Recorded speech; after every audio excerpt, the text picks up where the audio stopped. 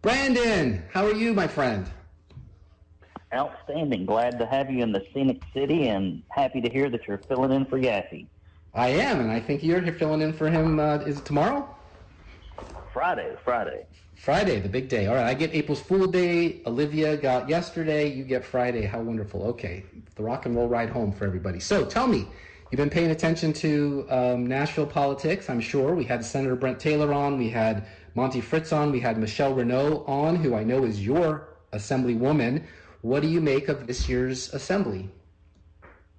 Well, it's a mixed bag, as usual, on the topics of illegal immigration. We've seen movement in transportation, some voting restrictions to make certain we can keep our elections clean.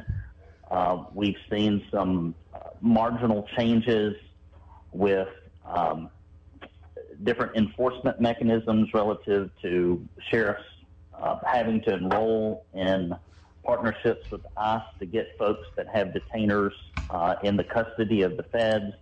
And then, on the flip side, we have seen Republicans cave on taking out our biggest line item expense for illegal immigration in the state, which is education, which is about $700 million a year between the teachers' unions and the special interest and the pressure.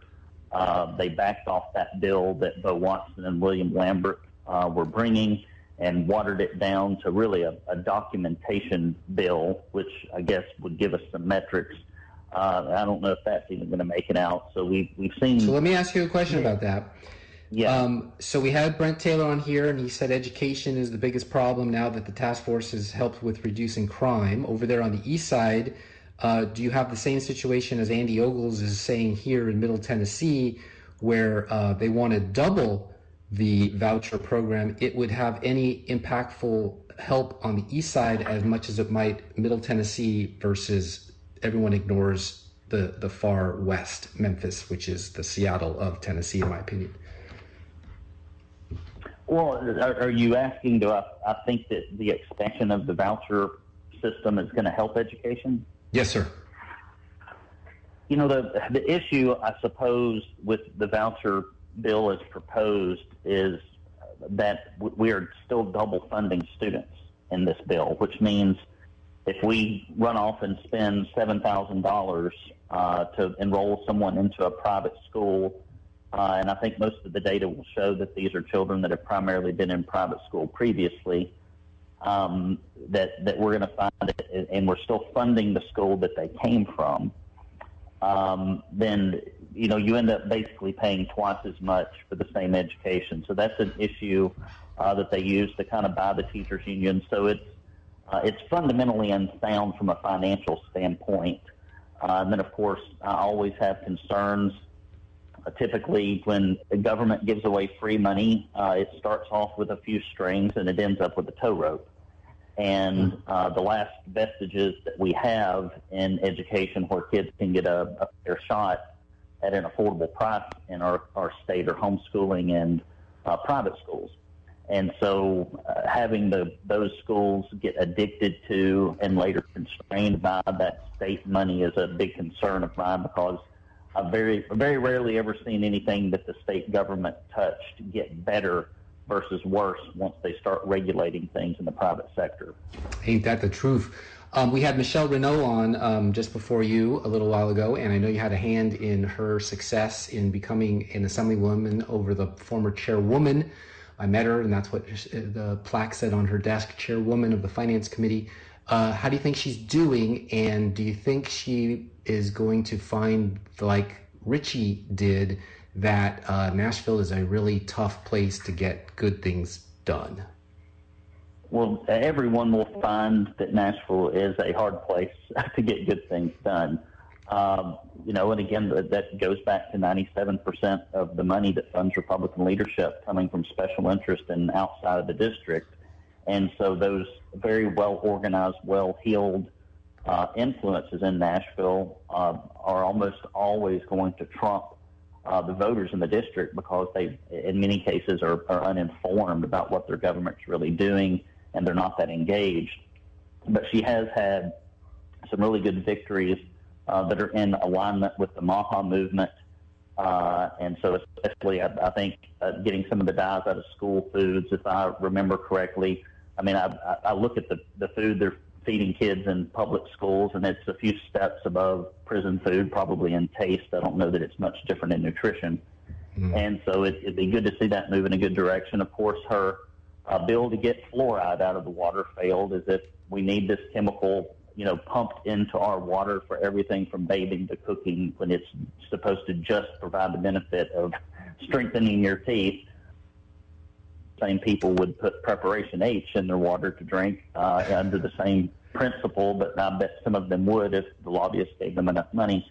Or into their veins. Yeah, I worked very closely with her on that bill. I don't know if you know that, but that was important to me, and we tried, and we lost by 1 vote in the committee. I think it would have passed in the House, so I guess maybe we'll see it again next year. We're almost out of time. The session is almost out of time. Here it is, April 1st, and it ends this month. Hopefully not another summer emergency session. We'll have to keep our eye on that. How do you think the Republicans in the session are showing themselves to be in terms of party members, and what are you going to look back in 6 months and say the 8 years of Governor Lee's governorship was, and who do you want to see replace him? Oh, okay. So, I mean, that's too much for the time we have left. But, I think Governor Lee will primarily be recognized as the person who, when the chips were down and we needed somebody to protect our constitutional rights during COVID, did exactly the opposite. And the legislature essentially abandoned Tennesseans as a separate branch of government during that process, letting him run roughshod over us, and we lost somewhere between 26 and 30% of small businesses. So historically, from the data, he should go down as the worst governor in Tennessee's history from a small business standpoint. He did a great job for his friends in corporate America. He let those places stay open while he shuttered the big boxes, wanted to cancel Thanksgiving, where we thank God for our blessings, and promised to shrink the size of government when he ran, and he's grown it. So I don't have, with Marsha or Monty or whomever comes in, or John Rose, to me, after having done this for 6 years, I have very low expectations. And so if they can suck less than Bill Lee, I will frankly be pretty happy. And I don't think that's a big bar. I think anybody could do that. I think you could pull somebody from a random gas station and plug them into that job, and they would probably do better than he did. And all right, I know you have a hard stop, so I want to ask you this important question, and you tell me when you're out of time. When I first moved here 4 years ago, you were one of the big magnets that got me here, and I knew, because you were the only, at the time I didn't know this, but you're the only conservative news outlet around that actually talks like this about those people, men and women, and do things about it. How's it going being the only conservative voice in Nashville? Do they let you do your stuff, or they give you a hard time? And how can people help you to keep it going? Because I know you go on Yaffee once a week, and that's great, but you are trying to run a business and a life and raise 2 beautiful daughters and a wife. How's it going? Well, it's, politics from 20 years of doing it ebbs and flows. And unfortunately, conservatives are typically at their best when there is some sort of monumental crisis. And that's why we saw the springing up of so many grassroots organizations and their efficacy during COVID. But they are some of the worst when times are good. They say that good times make weak men. Well, they make for sleepy conservatives. And so barring some sort of national catastrophe or state catastrophe, I think we're going to see a little bit of decline in activism and a little rise in apathy between now and then. But, the beauty is a little bit of light is still a remarkable disinfectant. And what we have been able to do as Tennessee Conservative is we've not been able to beat the special interest up in Nashville, but we have been able to limit the number of crappy votes that lawmakers make, because now there is a penalty back in their district, not a huge one, but enough that if they rack up enough bad votes, they become very vulnerable in primaries. And before we started reporting on these bad votes, there was really nowhere you could go to find it out unless you just dug into the legislative records, which is like reading Sanskrit translated into cuneiform. And so we tried to make it super simple for people.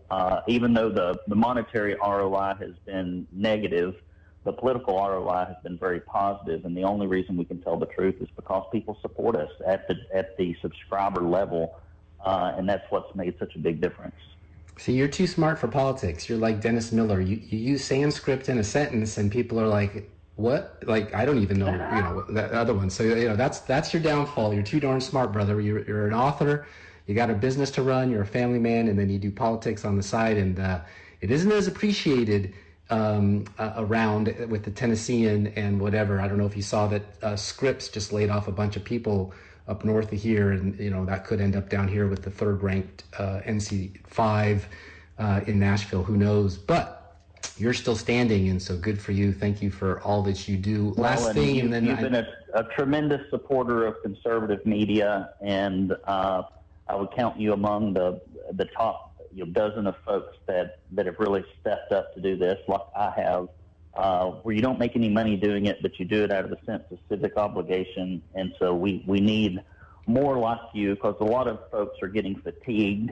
We were, born as a movement in 2020, and so a lot of the really unique leadership that rose out of that maelstrom is, they're getting a little weak, and so we need some folks to wake up and step up to fill these leadership voids in the state of Tennessee and the grassroots movement.